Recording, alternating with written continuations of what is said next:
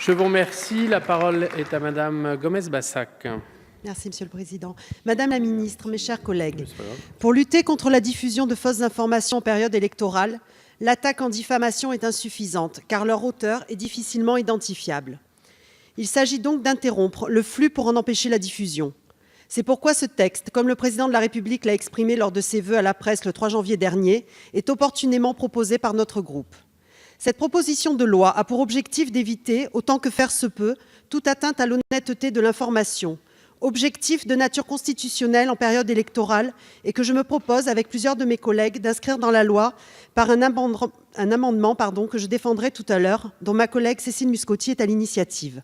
C'est pourquoi ce texte est cohérent avec notre environnement juridique, où la liberté d'expression n'est pas un vain mot. Opportun et cohérent, ce texte doit avoir un dispositif efficace. La définition des fausses informations doit être suffisamment serrée pour éviter toute interprétation inopportune. Je me félicite de ce point de vue que le Gouvernement ait déposé un amendement à l'article 1er, rejoignant celui que j'ai déposé, tendant à protéger la sincérité du scrutin en mettant fin à un trouble lié à la diffusion massive et artificielle de fausses informations, diffusion qui est, en soi, une atteinte à l'intégrité du débat démocratique, sans qu'il soit besoin de qualifier l'intention de celui ou ceux qui ont participé à leur propagation.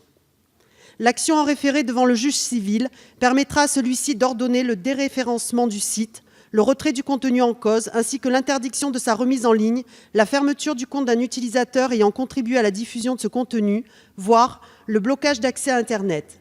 Je me félicite que les partis et groupements politiques soient reconnus explicitement compétents pour saisir le juge. Leur rôle électoral est ainsi renforcé. Je vous remercie.